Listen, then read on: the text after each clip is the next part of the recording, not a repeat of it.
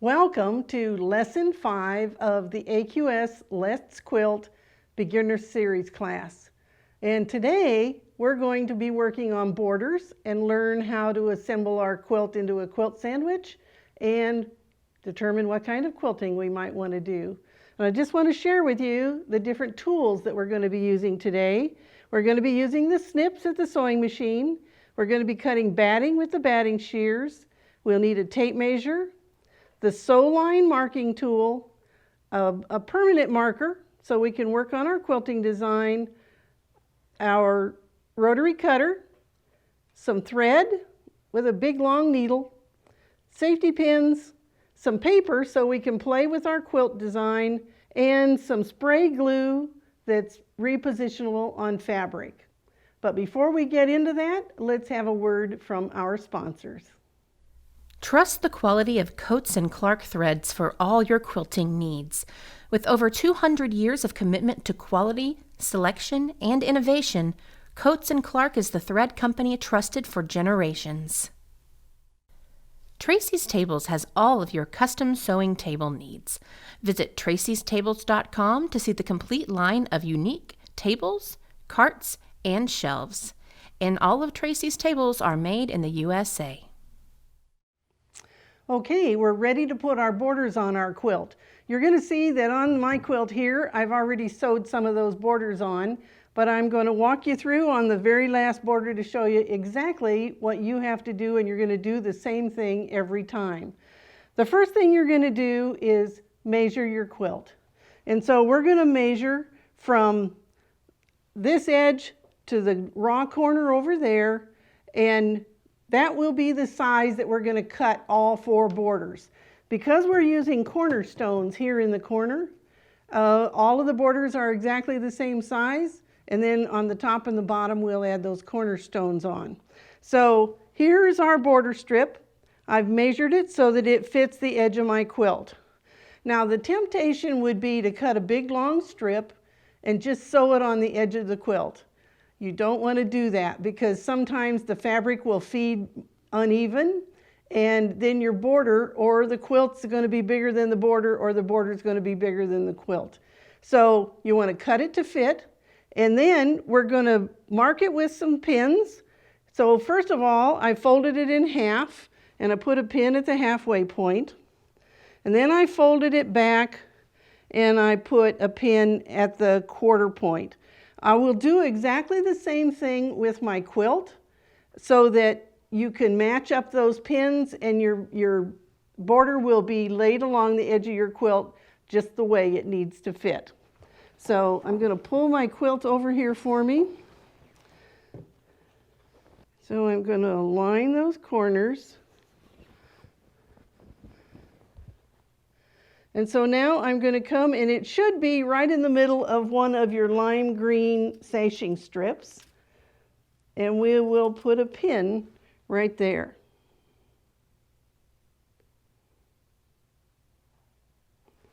All right, so now I'm going to take one end and fold it back to that pin. And now I'm going to get the quarter mark. And again, we will put another pin. And you notice I keep opening it up to do this because it's real easy to get a pin in the wrong place, and then your whole border will be out of whack. And so here's my pin. Again, I'm going to pull the corner over to that edge.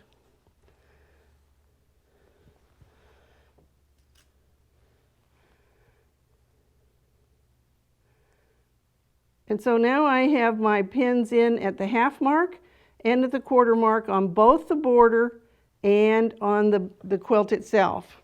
So now I can put right sides together. Now you notice that I've cheated a little bit here because the two side borders will just look like this. The only border that I have to put on needs to have the corner squares sewn on. So I've already done that, and I measured that when I put my pins in. So now I'm going to put right sides together, matching up my pins. And this is a place that I do always use pins.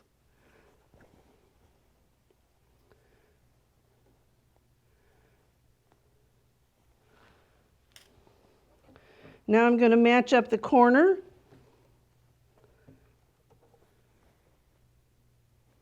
Get them all aligned.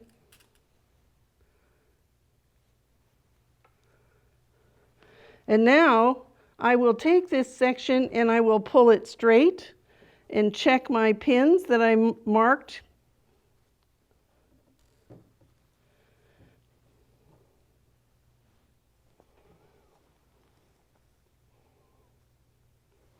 And then if you're more comfortable putting another pin in, just pull and align your edges and add another pin.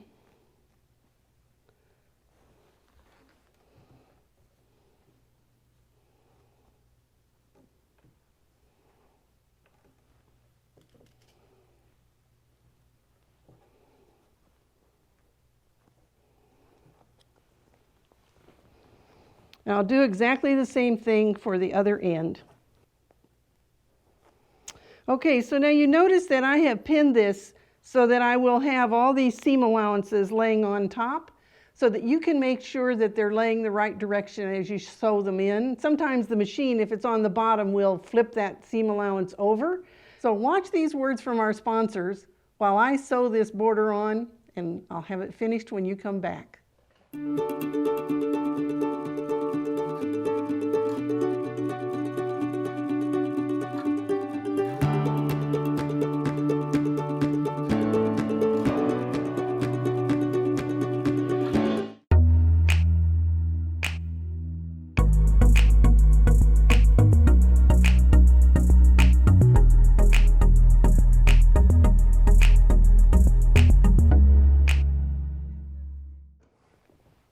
Okay, there we are. We have the border all sewn on. And so now you'll want to make sure that you set the seams for these, the seam line, and we'll press the border, the seam allowance, so it goes toward the border. And that just makes it so you have a little less bulk of trying to turn it over from all of the seams in the blocks. Now that I have the entire quilt top all put together, I want to point out some things to you about the way I colored the blocks so that we had 3 different colorations of the blocks. One of the keys that you want to try to do is to take a color from the center of the quilt and show it again somehow at the edge of the quilt. And so you can see in the center of this quilt we have the small navy, the dark blue square, and then it's surrounded by the 4 larger dark blue squares.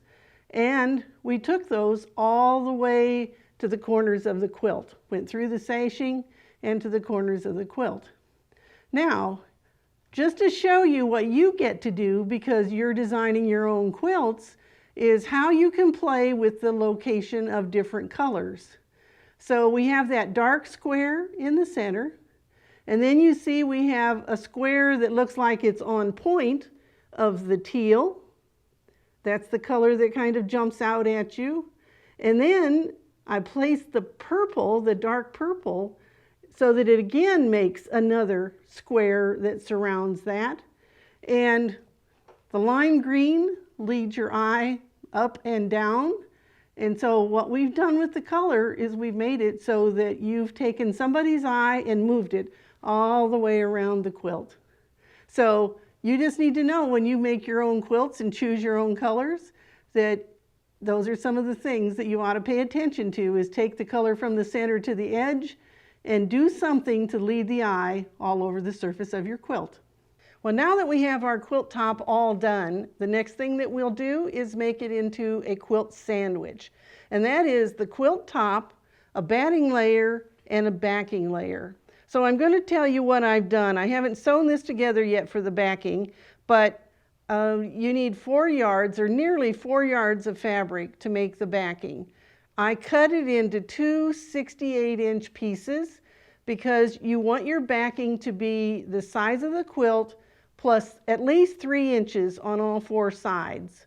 So if the quilt measures 62, you add 3 to one side and 3 to the other side. We're going to add 6 inches, so I cut it 68 inches. Now, you have to piece that back. And so I removed the selvages from both pieces and my piece ended up to be 42 inches wide. So if you subtract 42 from 68, then you can see that I need to have 26 inches more out of the second piece, and we'll piece that backing lengthwise, and we'll just sew a seam. Some people like to piece it and put that other piece in the center of the quilt. I usually just add it on to the edge and make it so that the batting or the backing itself would be 68 inches square. Okay, so I've laid the batting out, and you can see I just have a little bit that I have to cut off of here, and you can see how these batting scissors, because of the way they're angled, makes it really easy to cut right through that batting. Now I would open the batting up and cut it 68 inches the other direction. Now, to make it so that you can see how we deal with the quilt sandwich, I made a smaller sample so that we can get it all here for the camera. So I'm just going to take this away, and I'll be right back with the sample. So now if you are going to mark your quilting lines, you can see I just made a table runner out of 3 blocks and put a border on it for us to work with here. But it's exactly the same block, and it's the same size as the 9 patches that we have in our quilt. So I took a piece of paper, and you could use tissue paper, vellum, anything that you can see through easily. And I just drew the design on here. These should be 4 inches finished squares. And trying to decide what do we want to do for the quilting design. Well, for a very simple design, we can just draw from corner to corner. So I've taken this paper and just laid it on here to see what I thought. Now that would be a minimal amount of quilting, but it would hold this together perfectly well. And if I decided that I wanted to add more quilting to it, I could always take these lines and sew 1/4 of an inch on either side of those lines and add more quilting lines to it. So if you want to do that, you need to mark that on your quilt now. And you can see that I have taken our sew line marking pencil, and I used both pink and the graphite colors on there, and the material that's in that pencil is chalk. So it should all wash out of your quilt perfectly well. So you can see that I have my quilt sandwich now here all laid together. I have the batting and the backing that are larger than the top, and I have the top sort of centered in that space. Okay? Now we need to figure out how can we keep these layers together while we do the quilting. And there are 3 different ways that you can do this. You can do it with safety pins. And if you're going to do safety pins, then you want to pin it so that it is not where you're going to be quilting. And see, here's my quilting line, and here's my quilting line. So I probably would pin it here. And I would do that about every 4 inches or so, every 4 to 6 inches on the quilt, and that will hold it together. So that's one way we can baste it together. Another way that we can baste it is to use needle and thread. If you're a hand quilter, you can do it with needle and thread. Now, one of the things about thread is I know a lot of times people decide this is a good way to use up old thread. Well, you want to be careful when you do that because you want to make sure that it's a neutral color. You need to remember that thread has dye in it if it's a color. And so this is a way that I would use up my old white thread or the end of a bobbin, a light white or cream or neutral colored bobbin. So I just have a big length of thread here, and I'm just going to go, and I'm going to go fairly close to where I have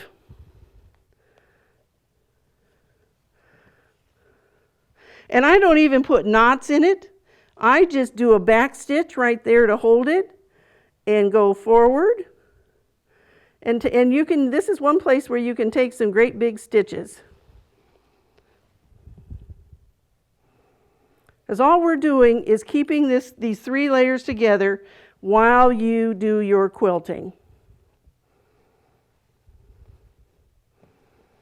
So that's how easy it is to use thread to baste it. And then if you want to pull it out, and normally when I'm quilting, I would pull this out as I quilted so that when you get it all done, you don't have to go back and do that. But you can see how easy it is for me to just pull it out because all I did was a back stitch at the end.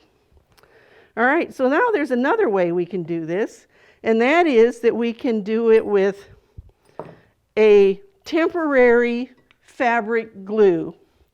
And this is a 505 spray, and it's temporary, so that means once you spray it, you can move it. And so to do that, I would lay part of the quilt back, and I would spray, and you shouldn't get this all over, but you're just going to need to make sure you shake it good. But about 6 inches. And so now we should be able to just bring this back, lay it in place, and now smooth that out.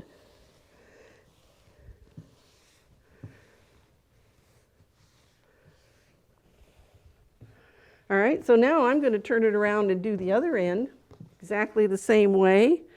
We'll lay this back, and you can tell where the glue was. You see how it stopped right there?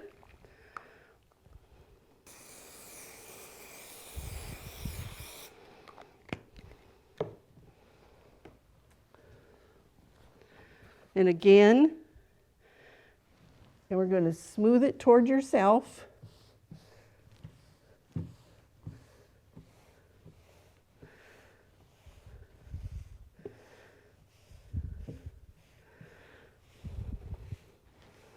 All right, now I need to flip it over and do exactly the same thing with the batting. And while I do that, let's have another short word from our sponsors, and we'll be back and we'll get ready to do some quilting. A machine with endurance is important. That's why I own the Janome Continental M7. Janome, reliability by design. Scissorman here, founder of Fomori Cutlery. Chances are, if you're watching this, you're a needle artist. And needle artists like yourself from around the world have trusted the Fomori brand as their preferred cutting instruments for the past 20 years. To learn more, go to famcut.com. Okay, so now we're going to get ready to quilt. And I have used the same thread that I used in piecing the quilt together. And so basically we're going to quilt on my marked line, and now we can turn it and go this way, and we can turn it and go this way. The feed dogs on our sewing machine are up. If you've never machine quilted before, believe me, this isn't the class for me to try to teach you how to do free motion quilting. But I do want you to know what you could do to be able to sew your quilts together and make them so that they would be finished quilts. So we're going to put our presser foot down, and you don't have to be a speed demon. I'm going to actually change the setting on the machine to about midway so that you have complete control of being able to stop it when you want to and also to follow along the line. So we're just going to put the pedal down now and do a little quilting. Whoops. Let's bring that back up because the one thing I forgot to do, I was sewing with this in the 1/4 inch foot mode. And so let's make sure that we don't do that. If you've set your machine for that 1/4 inch, you need to make sure that you take that off. Okay. This particular foot has a red arrow on it that I can feed right into. And you can see this is a slow speed. It doesn't have to be speed demon. One more stitch, and now I'm going to turn my quilt.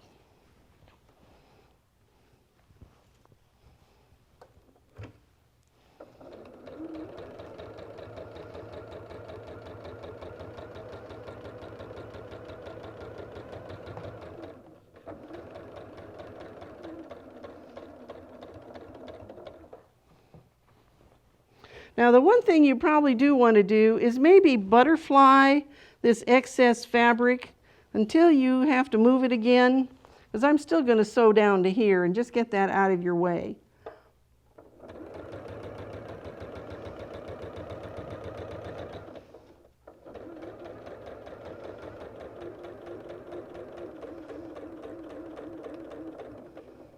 One more stitch.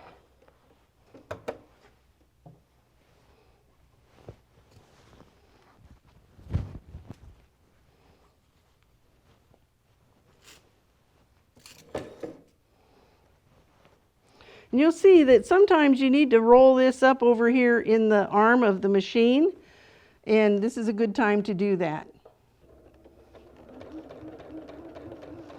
You can see I'm really just letting the machine, I'm just guiding the fabric.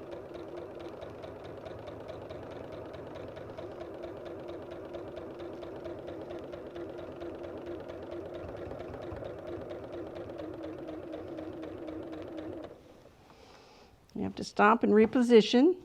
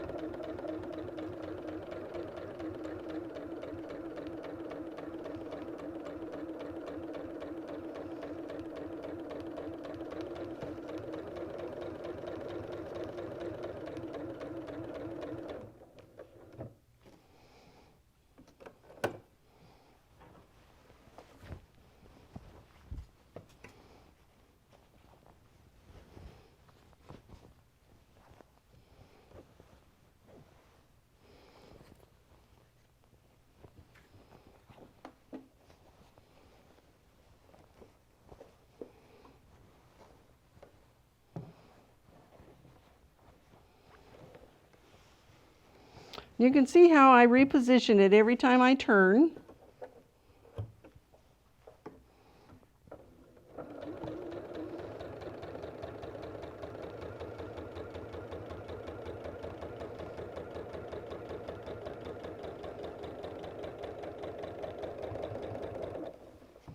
And so you can see this may take a while, but for your lesson next time, let's make sure you have your borders on. Make your quilt sandwich, and let's begin to do some quilting. Our next lesson will be on how to finish the edges of the quilt. And of course, you know, we've got this extra batting out here, so we'll have to trim it, and we'll do that in our class next time. Again, we want to thank our sponsors who have so generously provided some gifts for you to sign up for. So if you will go to quiltweek.com/Let's Quilt, all those letters LETSQUILT run together, and register for the prizes that our sponsors are giving away. And don't forget to take our survey while you're there. If you are not currently an AQS member, there's an opportunity for you to join for a reduced price of $20. You get to choose a free gift, and there's also a $20 Shop AQS gift coupon. So basically, it's free for you if you spend your coupon. And with that membership, you're going to get 6 issues of American Quilter magazine, and AQS members always save 20%.